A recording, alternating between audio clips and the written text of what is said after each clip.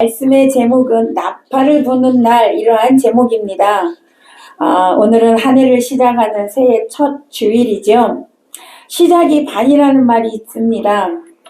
우리 인생에 있어서 시작은 참으로 중요하죠. 올바른 출발을 하면 올바른 결과를 얻게 되지만 잘못된 출발을 하게 되면 결과 또한 잘못된 결과를 얻게 될 것입니다. 한 해의 시작도 마찬가지입니다. 올바른 시작은 행복의 문에 도달하게 될 것이고 잘못된 시작은 불행의 벼랑에 떨어지게 될 것입니다. 시인 괴테는 이렇게 말했습니다. 첫 단추를 잘못 끼우면 마지막 단추는 끼울 구멍이 없어진다. 맞지요? 네, 마지막 단추 구멍이 없어져 버립니다.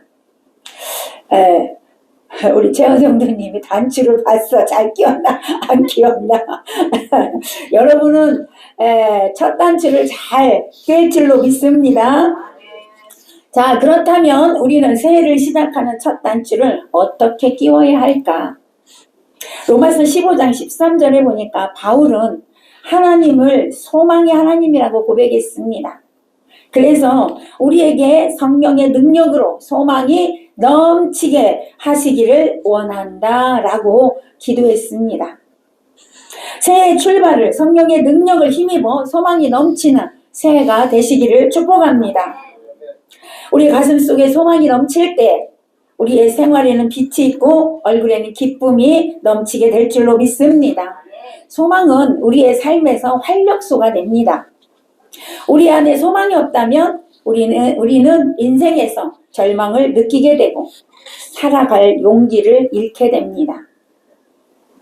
성도들은 인생에 대해서 또 자기 자신에 대해서 절대로 절망해서는 안 됩니다. 왜요? 하나님이 함께 하시기 때문입니다. 에레미야서 29장 11절에서도 하나님은 우리에게 재앙을 주시는 분이 아니라 너희에게 희망을 주고 너희에게 미래를 주기 위함이라고 말씀하고 있습니다.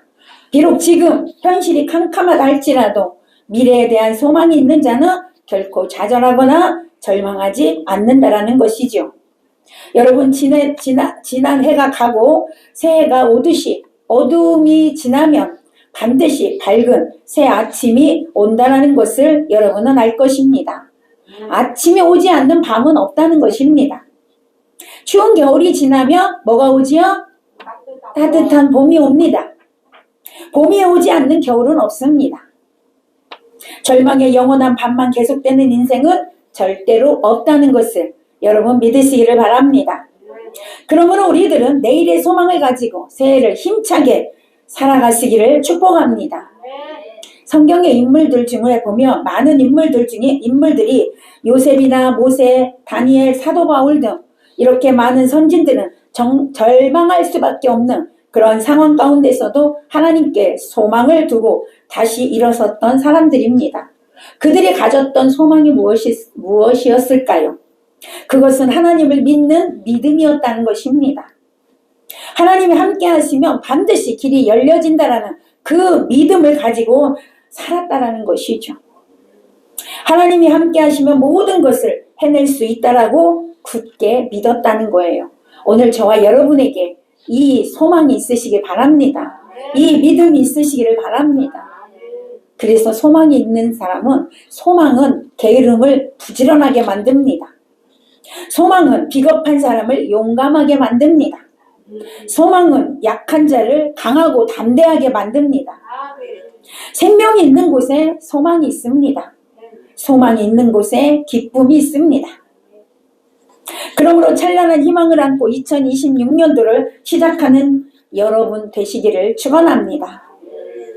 민수기 29장 오늘 본문의 말씀은 절기에 관한 그런 기록입니다.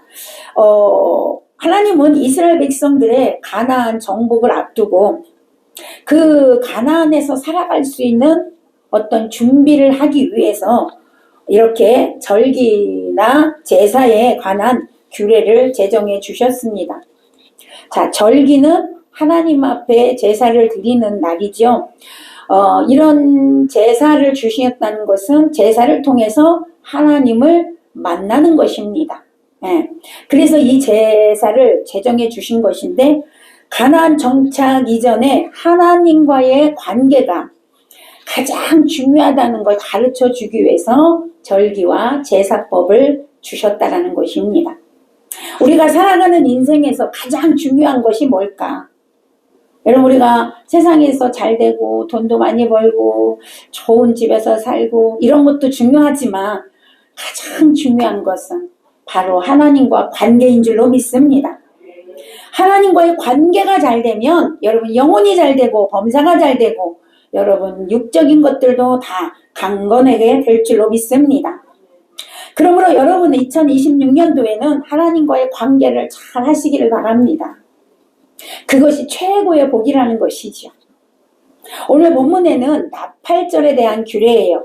민수기 28장과 29장은 다 이렇게 절기, 제사에 대한 규례인데 오늘 29장에 우리가 읽은 본문은 나팔절에 대한 말씀입니다. 이 나팔절은요, 이스라엘 종교력으로 7월 1일 날 지내게 되어 있어요. 이날을 이스라엘 백성들은 하나님께서 새해 1월 1일로 지키라고 했습니다. 그래서 신년절이라고도 합니다. 나팔절을. 그런데 이 7월 달에는 나팔절 말고도 7월 10일 날 대속죄일이 있고요. 7월 15일에 초막절이 있습니다. 이 한 달에 절기가 3개의 절기가 다 들어 있습니다. 왜 그랬을까 생각해 보건대 7이란 숫자, 7월 달에 이렇게 다 되어 있는데 7이란 숫자는 완전하다, 거룩하다, 신성 이런 의미가 담겨져 있습니다. 아마 그래서 하나님께서는 이 달을 특별하게 구별하여서 이렇게 3가지의 큰 절기를 주셨던 것 같습니다. 오늘 본문 1절에 보니까 이날 1월 1일을 성회로 모이고 아무 일도 하지 말라 이렇게 말씀하셨어요. 성회로 모여라. 오늘 안식일처럼 하나님께 예배하는 날로 모여라 이런 뜻입니다. 성회라는 것은 히브리 말로 미크라 코데시라고 하는데 거룩한 집회나 모임을 뜻하는 것입니다. 자, 나팔절은 하나님께서 정해 놓으신 축제일입니다. 1월 1일이니까 축제일이겠죠. 그렇죠? 그래서 이 축제일은요, 단순한 휴식이나 즐거워하는 날이 아니라 이 날이 어떤 날이냐? 굉장히 중요합니다. 이 날에 나팔을 불었다는 것은 하나님과 관계를 회복하라. 그리고 각자의 영혼의 문제를 깊이 생각하면서 하나님께 온전히 드려지는 날이다.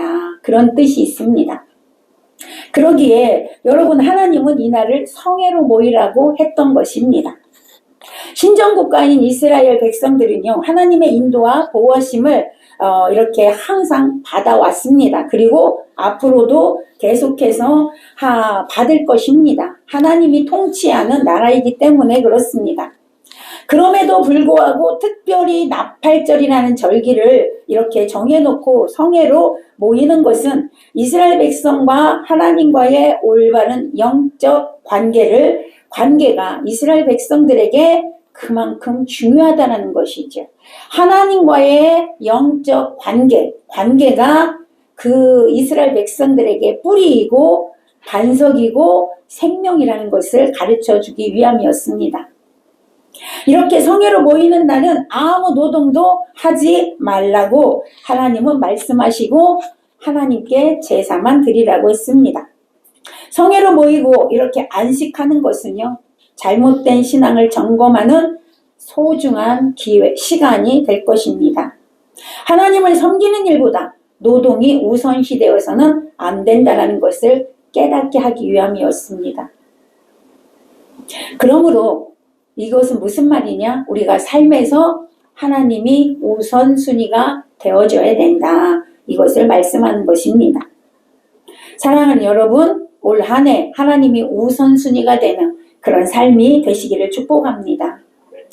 우리 성도는 하나님께서 정해준 시간에 이렇게 거룩히 구별한 이 주일날에 세상 일을 중단하고 하나님께 나와 예배하는 저와 여러분이 되어서 하나님과의 관계가 올바르게 이루어져야 될 줄로 믿습니다. 우리 모두는 신년 첫 주일을 이렇게 하나님께 드릴 때 새로운 한 해를 하나님께 다 맡긴다라는 그런 마음으로 또 하나님의 동행하심을 1년 동안의 동행하심을 간구하며 드려지는 그런 예배가 되시기를 바랍니다. 자, 이날에 신년 1월 1일에 이스라엘 백성들은 나팔을 불어서 나팔절을 지켰다고 했습니다. 자, 나팔은요, 순양의 뿔로 만들어졌습니다. 이 나팔을 길고 우렁차게 하루 종일 어떤 일정 간격으로 그렇게 불었다고 합니다. 1월 1일에.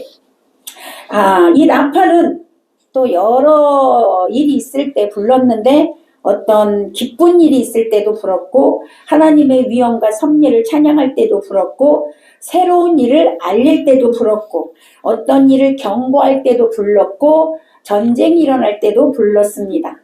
불었습니다. 그리고 이스라엘 백성들이 출애굽하면서 행진을 시작할 때도 나팔을 불게 됐습니다. 이렇게 여러 일이 있을 때마다 나팔을 불어서 알렸던 것 같습니다. 자, 그러니까 나팔을 분다는 것은 백성의 기쁨과 새로운 마음가짐을 반영한 것이고요.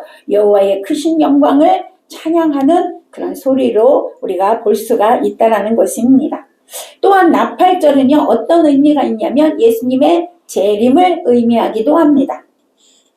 데살로니가전서 4장 16절에 보면 주께서 호령과 천사장의 소리와 하나님의 나팔 소리로 친히 하늘로부터 강림하시리니 그리스도 안에서 죽은 자들이 먼저 일어나고. 자, 주님이 오실 때 나팔을 분다는 것이죠. 고린도전서 15장 51절에서 52절에도 보면 마지막 나팔의 순식간에 호련이 다 변화되리라. 마지막 나팔, 주님의 나팔 소리가 있을 때 우리 모두 부활체로 변화되어서 주님을 맞이하게 된다는 것입니다.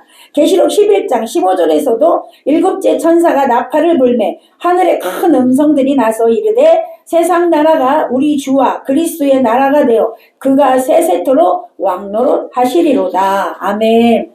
나팔 불 때 우리 주님이 오시고 나팔 불 때 우리는 그 소리를 듣고 우리의 몸이 부활체로 변화되고 주님을 맞이하게 된다는 것입니다.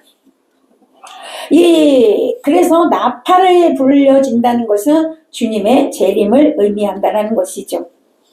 우리 모두는 이 나팔 불려질 때 우리 주님을 맞이하는 성도가 되어줘야 될 줄로 믿습니다.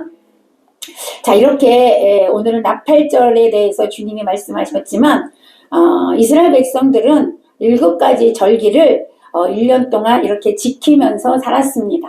사실 그들은 그 절기가 무슨 의미인지도 몰랐어요.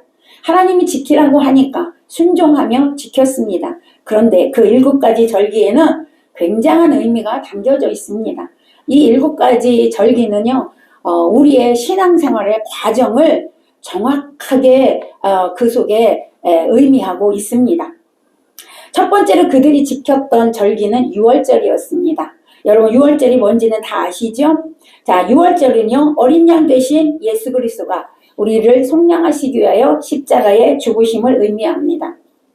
그 은혜로 말미암아 저와 여러분이 구원을 받았습니다.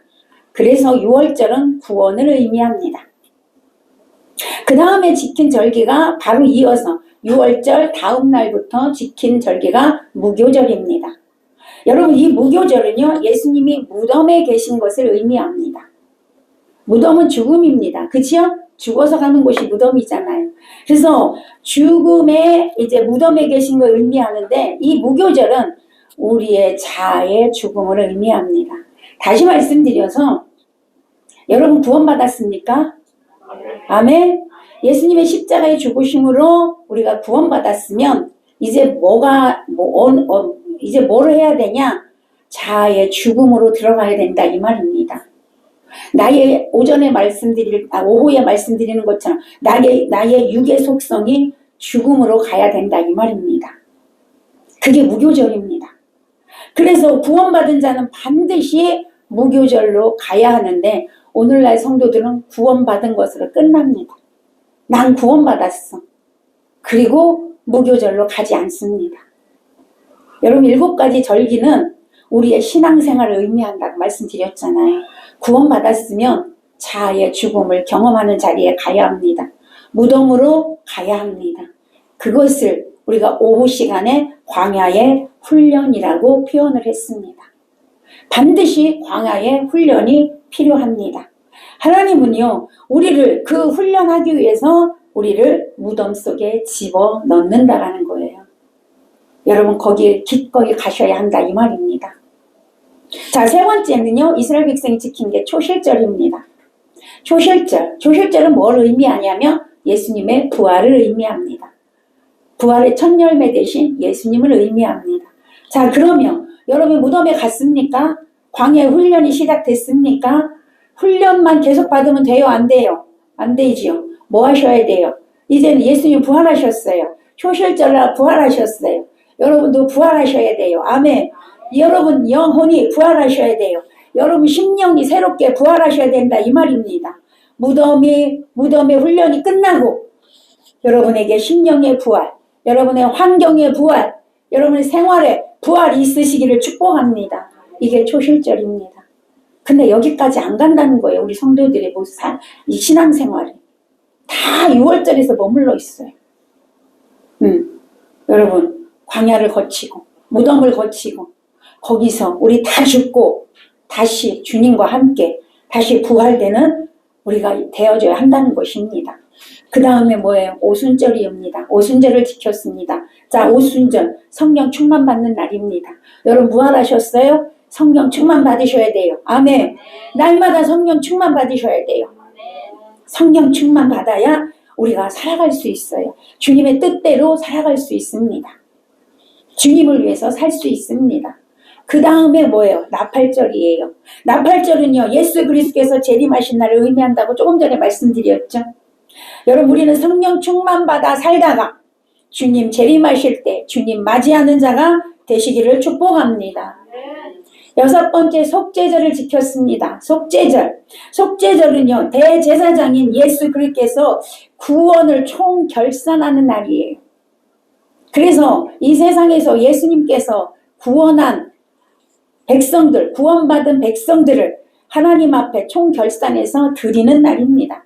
여러분이 거기에 속하여야 될 줄로 믿습니다. 그 다음에 일곱 번째, 장막절, 초막절이라고 합니다. 장막절을 지켰어요. 여러분, 장막절은 천년 왕국을 의미합니다. 자, 구원받아서 하나님께 드려진 자는 천년 동안 예수님과 함께 왕국에서 왕노릇하며 살게 됩니다. 그 후에 영원한 천국에 들어가게 됩니다. 여러분, 우리는 이 일곱 절기에 이 신앙의 의미가 들어있음을 기억하시고, 아, 이것이 우리의 신앙의 과정이구나. 여러분, 반드시 이 과정을 거친 자가 천국에 갈 수 있음을 믿으시기를 바랍니다. 근데 아직도 6월절에 머물러 있으면 어떻게, 언제 여기까지 가겠습니까? 여러분, 빨리 우리의 육의 속성이 죽고 부활하시고 성령 충만 받고 여러분 주님과 함께 살다가 영원한 천국에 다 들어가는 여러분 되시기를 축복합니다. 여러분, 이 시대는요, 이제 마지막 때가 되었습니다. 여러분이 다 지금 실감하고 계실 것입니다. 그렇다면 이때 우리가 할 일이 무엇이냐 이 말이죠. 무엇을 해야 합니까?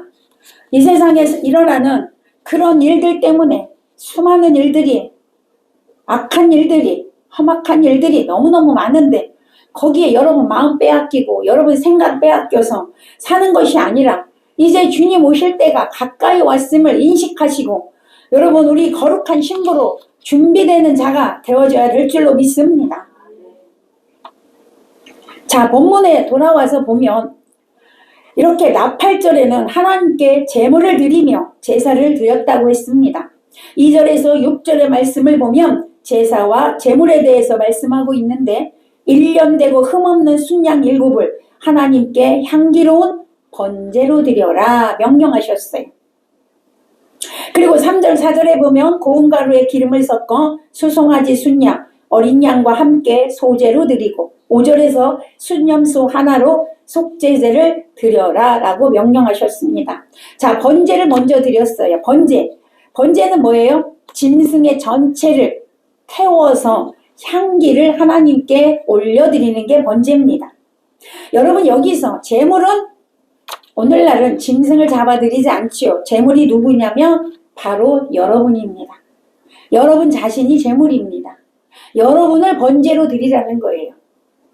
자, 번제는요, 헌신과 충성의 뜻이 담겨져 있습니다.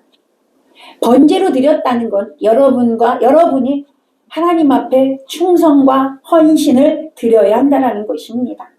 새해를 맞이해서, 새해 첫 주를 맞이해서 올 1년 동안 하나님을 위하여 충성하리라, 하나님께 헌신하리라는 다짐과 결단이 있어야 될 줄로 믿습니다. 그래서 이 아름다운 신앙 고백을 드릴 때 하나님은 여러분을 기쁘게 받으실 줄로 믿습니다. 5절에 보면 속죄제를 드렸다고 했습니다. 자, 새해 속죄제를 드리는 것은 지난날에 하나님께 불성실했던 것, 하나님 앞에 합당하지 못했던 것을 참회하는 시간입니다. 하나님과 새로운 관계 속에서 새로운 날들을 맞이하고자 하는 것입니다. 인간은 하나님 앞에서 온전히 죽을 수밖에 없는 죄인이라는 것을 고백하는 신앙적 행위입니다.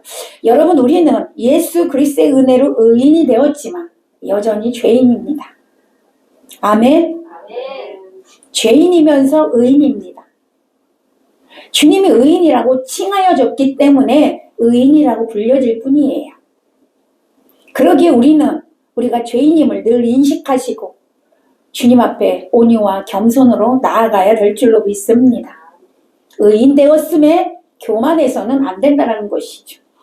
그래서 늘 죄인된 마음으로 주님 앞에 긍휼을 얻고 주님 앞에 불쌍히 여김을 간구하는 저와 여러분이 되어줘야 될 줄로 믿습니다. 그래서 이렇게 한 해를 시작하는 첫 주일에 하나님과 새로운 관계를 이루고자 하는 마음으로 자신이 죄인임을 인정하고 주님만을 신뢰하며 살아가고자 하는 결단이 있으시기를 바랍니다. 자, 소제를 드렸다고 했습니다. 소제는 뭐예요? 고운 가루로 드려요. 자, 고운 가루가 되려면 어떻게 해야 돼요? 빠져야 되죠. 자, 여러분 빠지려면 얼마나 큰 고통이 있겠습니까? 여러분이 주님 앞에서 완전히 빠지시기를 바랍니다. 고운 가루가 되어야 돼요. 그 가루가 여러분이에요. 네. 그 재물이 여러분이란 말이에요. 완전히 부서지셔야 돼요. 곱게 부서지셔야 돼요. 덩어리가 있으면 안 돼요. 여러분, 올 한 해 동안 고운 가루가 되시기를 바랍니다. 반드시 하나님이 여러분을 쓰십니다. 반드시 여러분을 하나님이 축복하십니다. 고운 가루가 되어져야 돼요.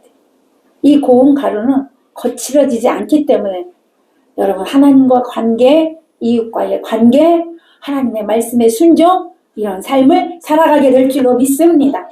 자, 여러분, 이 나팔절 의식은 그날 하루, 단 하루만 나팔을 불고 성회로 모이면서 안식하고 하나님과 관계를 성립하는 것으로 끝나는 것이 아니라, 하루가 아니라 여러분 1년 12달 365일 여러분 하나님 앞에서 고운 가루가 되고 여러분이 번제물이 되고 속죄제물이 되어져서 하나님 앞에 경건하게 살겠다는 약속과 그 마음의 다짐을 제사와 제물을 통해서 드려지는 여러분이 되어줘야 될 줄로 믿습니다.